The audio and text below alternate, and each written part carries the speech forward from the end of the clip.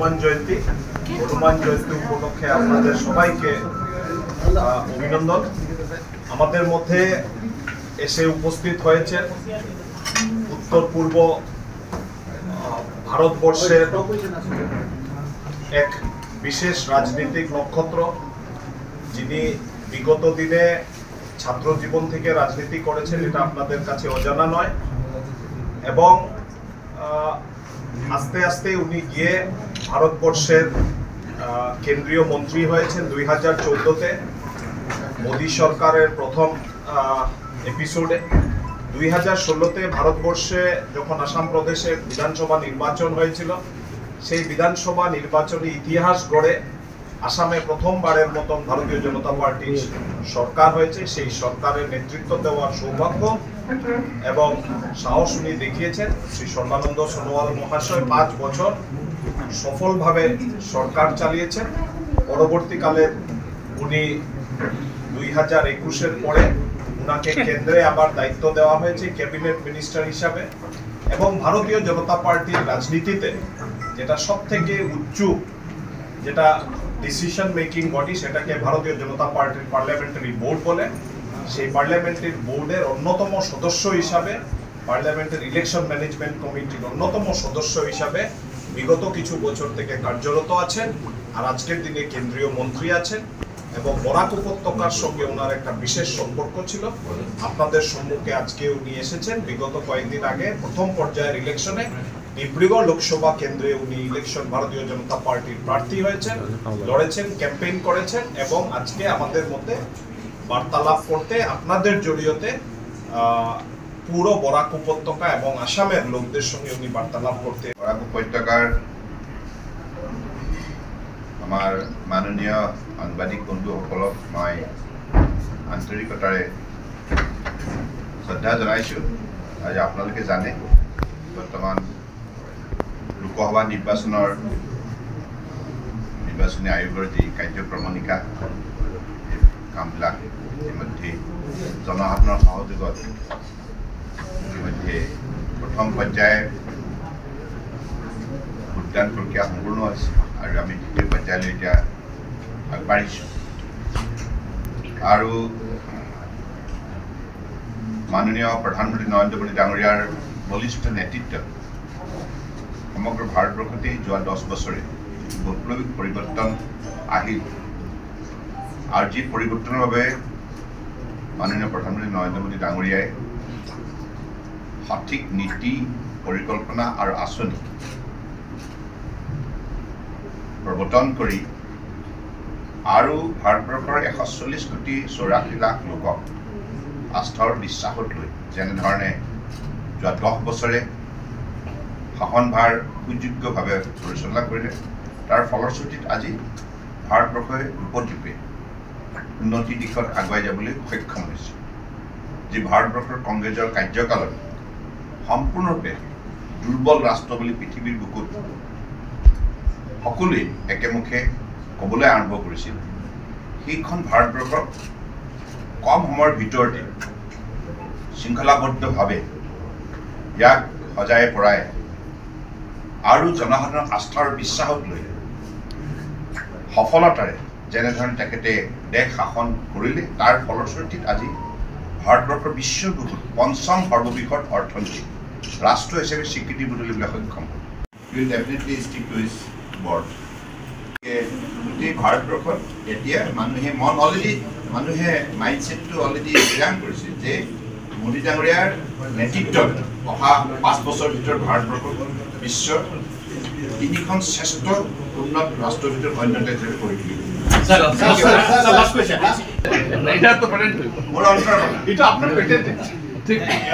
নিজৰ কনষ্টিটুৱেঞ্চিটো মই গৈ পেলাই দেখিছোঁ যে ব্ৰহ্মপুত্ৰৰ পাৰৰ ডিব্ৰুগড়, তিনিচুকীয়া অসমৰ মানচিত্ৰখন তেনেকৈ সদায় জীয়াই থকাটো বিচাৰোঁ আৰু আপোনালোকৰ আন্তৰিক সহযোগিতা বিচাৰোঁ। সকলোৱে মিলাব লাগিব।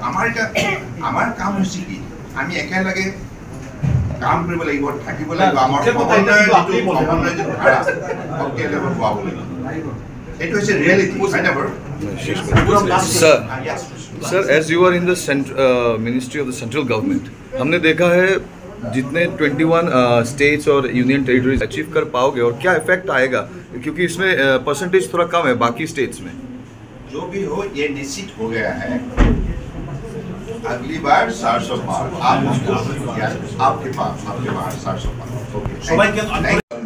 केंद्रीय गृहमंत्री अमित शाह डाঙৰীয়াই নিজে আহি পেলাই তিনিচুকীয়াৰ ৰোড শ্ব' কৰি গৈছে, তেখেতসকলে নেদেখে এইবিলাক কথা। লাষ্ট কুৱেশ্যন, আপুনি সেই বৰাক ব্ৰহ্মপুত্ৰ পাহাৰ বৈ বুলি সদায় কৈ থাকে, কিন্তু কাছাৰ পেপাৰ মিল আপোনাৰ যিটো কাৰ্যকালৰ সময়ত ঘোষণা দিছিল পুনৰ চালু কৰাৰ বাবে, 8 বছৰ হ'ল আপোনাৰ যোৱাৰ পাছত মুখ্যমন্ত্ৰী হিমন্ত বিশ্ব শৰ্মা ডাঙৰীয়াৰ 3 বছৰ কাৰ্যকাল গ'ল। আজিৰ ডেটত কাছাৰ পেপাৰ মিলৰ নতুন ইয়াতকৈ ভাল ইণ্ডাষ্ট্ৰী আহি আছে। আৰু এতিয়া শুনক, আপোনাক মই কৈছোঁ যে যাতায়াত যোগাযোগ থাকিলে ভাল হ'ব লাগে। আজি ৱাটাৰৱেজটো ইমান পাৱাৰফুল, আপোনালোকে চাই থাকক। আৰু বৰাক উপত্যকালৈ এতিয়া নতুন নতুন ইনভেষ্টৰ আহিব, মই আজি আপোনালোকক কৈছোঁ। আৰু Barak is going to become, particularly Silchar, one of the oldest city in the region, northeastern region. আৰু শিলচৰৰ আজি আগন্তুক দিনত স্মাৰ্ট চিটিটো হ'বই। তাৰ উপৰিও উঠি অহা প্ৰজন্মৰ বাবে ইয়াত অত্যাধুনিক যিমানবিলাক সুবিধা, যিমানবিলাক অনুষ্ঠান প্ৰতিষ্ঠান, সেইবিলাক গঢ় লৈ উঠিব। আৰু অসমৰ বৰাক উপত্যকা, ব্ৰহ্মপুত্ৰ উপত্যকা সমান্তৰালভাৱে প্ৰগতিৰ পথত আগুৱাই যাব, ইয়াত কোনো সন্দেহ নাই। প্ৰশ্নটো হ'ল, চিফ মিনিষ্টাৰ কৈছে যে 1 লাখ নিযুক্তি হৈছে আসামত আৰু 50,000 নিযুক্তি হ'ব। মই স্পেচিফিক দুটা কথা কৈ আছোঁ যে কিমান খিলঞ্জীয়া নিযুক্তি পালে অসম পুলিচৰ কনষ্টেবল আৰু কিমান মাইনৰিটি নিযুক্তি পালে। এটা কথা, নিযুক্তিৰ যিটো পলিচি ৰাজ্য চৰকাৰে লৈছে, এইটো ৰাজ্যৰ জনসাধাৰণকে বস্তু। বৰাকবেলিতে নিযুক্তি DC 3টা ডিষ্ট্ৰিক্টে DM অফিচত, PWD অফিচত, ইৰিগেশ্যন অফিচত বা ফ্লাড কণ্ট্ৰল অফিচত, ৱাটাৰ ৰিচোৰ্চত, মানে লোকেল কোনো মানুহৰ কোনো নিযুক্তি মানে দেখা নাই গোৱা 5 বছৰ। এইটো হৈছে ইয়াত মানুহৰ খুব অসমৰ মানুহকে দিয়া হৈছে। আৰু কাৰোবাৰ বিৰোধী মানে কি কংগ্ৰেছৰ কথা কৈছে, যোনে নহওক লাগে। তেখেতসকলে এটা কথা, তেখেতসকলৰ পুৰণা চব কংগ্ৰেছ পাৰ্টীৰ লগত মিলিত নহয় জানো? তেখেতসকলৰ হেবিট আছে, তেখেতসকলে সদায় উত্তৰ পূৰ্বাঞ্চল আহিব নালাগে। তাহাঁতৰ লিডাৰবিলাকৰ সেইটো টেণ্ডেঞ্চি আছে, উই শুড নট ভিজিট নৰ্থ। কিন্তু ভাৰতীয় জনতা পাৰ্টীয়ে, মোদী ডাঙৰীয়াই যেতিয়াৰ পৰা প্ৰধানমন্ত্ৰীৰ দায়িত্ব ভাৰ ল'লে, তেতিয়াই তেখেতে থিৰাং কৰিলে ভাৰতবৰ্ষৰ প্ৰতিখন ৰাজ্য শক্তিশালী হ'লেহে ভাৰত শক্তিশালী হ'ব। টিম ইণ্ডিয়া, সবকা সাথ সবকা বিকাশ। গতিকে সেই মানসিকতাৰ এইটো পলিটিকেল শ্লোগান নহয়। কংগ্ৰেছে যেনেকৈ পলিটিকেল শ্লোগান দিছিল গৰিবী হাটাও, পলিটিকেল শ্লোগান আছে, কিন্তু সেই শ্লোগানটো টু আৰ্টিকুলেট ইনটু একশ্যন তেখেতসকলৰ কোনো ৰোড মেপ আছিল, প্লেনিং নাছিল, পলিচি নাছিল। কিন্তু মাননীয় প্ৰধানমন্ত্ৰী ডাঙৰীয়াই আজি সবকা সাথ সবকা বিকাশ এইটো তেখেতে প্ৰতিখন আঁচনি ৰূপায়ণৰ ক্ষেত্ৰত আখৰে আখৰে পালন কৰিছে। তাত কোনো ডিছক্ৰিমিনেশ্যন হোৱা নাই। আনুষ্ঠানিক হোৱা নাই, আপুনি গম পাই চাগে।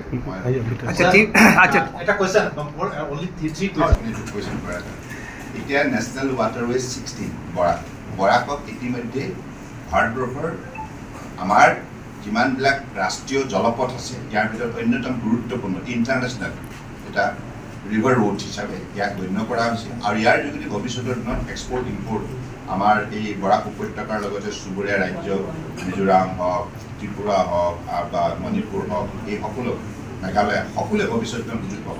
ইতিমধ্যে ইয়াৰ বাবে ড্ৰেজিং পলিচি অলৰেডি থিৰাং কৰা হ'ল, আৰু এইটো ড্ৰেজিং গোটেই বৰাক নদীখন ড্ৰেজিং কৰা হ'ব। আৰু শিলচৰটো ইয়াৰ কাৰণে জেটি নিৰ্মাণ কৰা হ'ব, ইয়াত টাৰ্মিনেল নিৰ্মাণ কৰা হ'ব, য'ত নেকি terminal for passengers and cargo both. আৰু বদৰপুৰ আৰু প্লাছ কৰিমগঞ্জৰ যোগেদি বাংলাদেশ হৈ পেলাই আমি বে অফ বেংগলৰ সৈতে ইয়াক যোগাযোগ হ'ব। এই কথাখিনি ইতিমধ্যে কাম চলি আছে, আপুনি লক্ষ্য কৰিছে। আৰু এতিয়া প্ৰায়ৰিটিত আহি গ'ল। আপুনি বৰাক নদীখনৰ আগতে প্ৰায়ৰিটি নাছিল, এতিয়া নামামি বৰাক যেতিয়া আমাৰ সেই ফেষ্টিভেলটো আমাৰ ঐতিহাসিক ফেষ্টিভেল আছে, কি কয় তাত আমাৰ সেই প্ৰথমবাৰৰ কাৰণে হৈছিল। আৰু তেতিয়াই বৰাক নদীৰ গুৰুত্বটো ভাৰতবৰ্ষৰ জনগণে বুজি পাইছিল।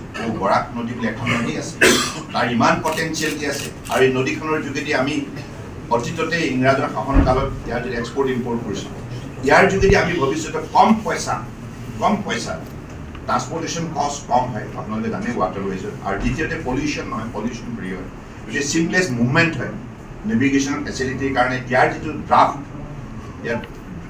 ড্ৰাফ্ট অৰ্থাৎ ইয়াৰ গভীৰতা পানীৰ যিটো মিনিমাম আমাক যিটো লাগে 2.5 মিটাৰ্ছ 10,000 মেট্ৰিক টনৰ এখন কাৰ্গো ভেছল চলিবৰ কাৰণে এইখিনি ভৱিষ্যতে যাতে উপলব্ধ হয় তাৰ কাৰণে ভাৰত চৰকাৰে ইতিমধ্যে সকলোবিলাক কাম সম্পূৰ্ণ কৰিছে আপোনালোকে কম দিনৰ ভিতৰত দেখিব ইয়াৰ অগ্ৰগতি জনসাধাৰণৰ কাৰণে পৰ্টেল দিয়া আছে পৰ্টেলৰ মতে জনসাধাৰণ আগবাঢ়ি আহিব লাগে বঙালী হিন্দুৱে মানে আবেদন কৰিব পৰা পৰিস্থিতি এনেকুৱাও হোৱা নাই ছাৰ মানে পৰ্টেলটো খোলা পাছত ইট ইজ অপেন এইটো কোনো ডকুমেণ্ট দেখাব লাগে বাংলাদেশৰ পৰা ডকুমেণ্ট আনি মানে তাত মানে দিব লাগিব ছাৰ এনেকুৱা পৰিস্থিতি পচিবল নহয় ব্ৰহ্মপুত্ৰ পাহাৰ ভৈয়ামৰ আমি একেলগে আছো একেলগে থাকিম বেলেগ কথা নাই ইয়াত বেলেগ শব্দ নানিবই আপোনালোকে will have to stay together will have to work together আৰু আমাৰ সমন্বয় যোগেদি আমি শক্তিশালী হম এইটো আপোনাৰ ডিটাৰমিনেশ্যন লওক আৰু আপোনালোককো মই সাংবাদিক বন্ধুসকলক কৈছো আমি সকলোৱে মিলিব লাগে একেলগে থাকিব লাগিব আৰু একেলগে থাকিম স্যার বেলেগ কথা নাই সুস্মিতা কালে এইটো অভিযোগটো আনিছে যে আসাম ট্ৰিবিউন সুস্মিতা কালে অভিযোগটো আনিছে যে আৰু তেখেতসকলে অভিযোগ আনিলে নহ'ব তেখেতসকলে সদায় সমাজক ডিভাইড এণ্ড ৰুল ডিছক্ৰিমিনেটৰী পলিচিৰ যোগেদি গোটেই তেখেতসকলৰ 60 বছৰ কাৰ্যকালত গোটেই ভাৰতবৰ্ষক দুৰ্বল কৰি ৰাখিলে উত্তৰ পূৰ্বাঞ্চলক অৱজ্ঞা কৰিলে বঙালী and your comments on this, and second, you will be meeting the prominent citizens this evening at a place. Will you also meet the youngsters, the first time voters, because 10 years before they were the major chunk of India's future you are talking about? Your response? নিশ্চিতভাৱে young voters, if they are most welcome, I will be happy to interact with them আৰু মই already কিছুদিনৰ আগতে young voter লগত interact কৰিছিলোঁ আৰু first time voter যিসকল আৰু তেখেতসকলে যিহেতুকে democracy like we'll have to will make our democracy more strong so that their participation will be very meaningful. So I welcome every young voters. Please come and cast your vote. And Airport to Silchar. What is the transformation? What is the condition going from Silchar to Karimganj? When I was made state president BJP, I used to travel every panchayat in the entire Barak region. Oh my God, horrible road condition.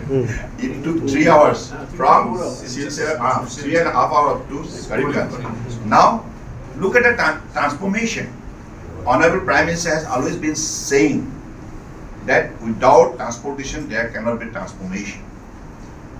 আজকে যাতায়াত ব্যৱস্থা ভালো হলো হ্যাঁ তার জন্য বরাকের উন্নতি হয়েছে আসামের উন্নতি হয়েছে সবাই উন্নতি হয়েছে but to come to your press meet, sir, it was pathetic.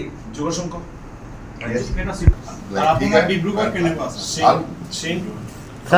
এখন গাঁৱত যাতে ৰাস্তা পদূলি দলং হ'ব পাৰে তাৰ কাৰণে আমি প্ৰায় 4.5 কোটি টকা ইয়াত দিছোঁ তাৰ ফলত আৰু পৰৱৰ্তী সময়ত আপোনালোকে জানে বৰ্তমান মুখ্যমন্ত্ৰী ডাঙৰীয়াও বৰাকক যথেষ্টখিনি গুৰুত্ব প্ৰদান কৰিছে ধাৰাবাহিকভাৱে 2016 পৰা 2024 আজিকো পৰ্যন্ত বৰাকৰ উন্নয়নৰ বাবে সকলো ধৰণৰ সহযোগিতা আগবঢ়াই থকা হৈছে আৰু কেন্দ্ৰীয় চৰকাৰৰ তৰফৰ পৰা ভাৰত পালাৰ পৰা আৰম্ভ কৰি আসাম মালা সকলো আঁচনিৰ ফলত আৰু 5,000 কোটি টকা কাম ইতিমধ্যে বৰাকত আৰম্ভ হৈছে গতিকে আগন্তুক দিনত এই বৰাক উপত্যকাই নিশ্চিতভাৱে অসমক শক্তিশালী কৰাৰ ক্ষেত্ৰত এটা উল্লেখযোগ্য ভূমিকা পালন কৰিব আৰু সামগ্ৰিকভাৱে ভাৰতবৰ্ষক আত্মনিৰ্ভৰ কৰাৰ ক্ষেত্ৰত নিশ্চিতভাৱে ইয়াৰ ভূমিকা নিশ্চিতভাৱে অত্যন্ত প্ৰশংসনীয় হ'ব গতিকে বৰাক ব্ৰহ্মপুত্ৰ পাহাৰ ভৈয়াম আমি একেলগে মিলি অসমৰ ভৱিষ্যত নিৰ্মাণ কৰিব লাগিব আমি কেৱল ৰাজনৈতিক ক্ষমতা দখল কৰিবৰ বাবে নহয় মাননীয় প্ৰধানমন্ত্ৰী ডাঙৰীয়াই দেখুৱাই দিলে যে ক্ষমতাক কেনেধৰণে সদ্ব্যৱহাৰ কৰিব লাগে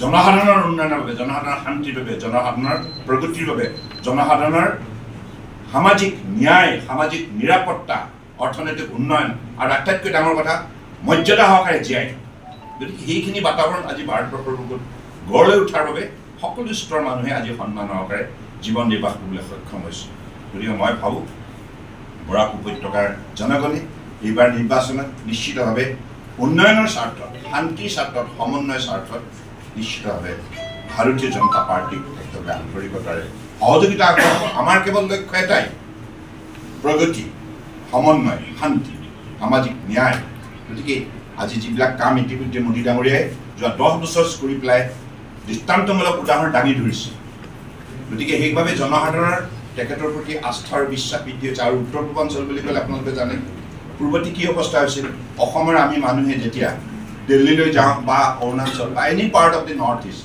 তেখেতসকলে কংগ্ৰেছৰ শাসনকালত অহাৰ পাছত মাহ হোটেলত পইচা খৰচ কৰি পেলাই তেখেতসকলৰ সাক্ষাৎকাৰ পাবৰ কাৰণে ৰৈ থাকিব লগা কিন্তু মাননীয় প্ৰধানমন্ত্ৰী ডাঙৰীয়াই দায়িত্ব লৈ কি ক'লে যে উত্তৰ পূৰ্বাঞ্চল অষ্টল আছে উত্তৰ পূৰ্বাঞ্চল শক্তিশালী ভাৰত শক্তিশালী হ'ব সেইবাবে তেখেতে সিদ্ধান্ত ল'লে যে কোনো উত্তৰ পূৰ্বাঞ্চলৰ মানুহে আহি পেলাই দিল্লীত পইচা পাতি খৰচ কৰি পেলাই আমাৰ সাক্ষাৎকাৰৰ কাৰণে ৰৈ থাকিব নালাগে আমি নিজে উত্তৰ পূৰ্বাঞ্চললৈ যাব লাগে তেখেতে প্ৰতিজন কেন্দ্ৰীয় মন্ত্ৰীক নিৰ্দেশনা প্ৰদান কৰিলে আৰু ফলত জ্যেষ্ঠ বিষয়াবিলাকক ক'লে তোমালোকে উত্তৰ পূৰ্বাঞ্চল যোৱা আৰু তাত গৈ পেলাই কেন্দ্ৰীয় চৰকাৰ যিমানবিলাক আঁচনি আমি সময়মতে সম্পূৰ্ণ কৰিব লাগে সেইবিলাক চোৱা চিতা কৰা কিমান কাম সম্পূৰ্ণ হ'ল কিমান আধৰুৱা হৈ আছে কিমান কৰিবলৈ বাকী আছে গতিকে তেনেধৰণে নিৰন্তৰ 10 বছৰে এই ক্ষেত্ৰত প্ৰতিগৰাকী কেন্দ্ৰীয় মন্ত্ৰীক এই দায়িত্ব দিয়াৰ ফলত আজি উত্তৰ পূৰ্বাঞ্চলৰ মানুহে সাক্ষাৎকাৰ বিচাৰি দিল্লীলৈ যাব নোৱাৰে ৰাজধানী দিল্লীৰ পৰা উত্তৰ পূৰ্বাঞ্চললৈ চিফ্ট কৰি দিয়া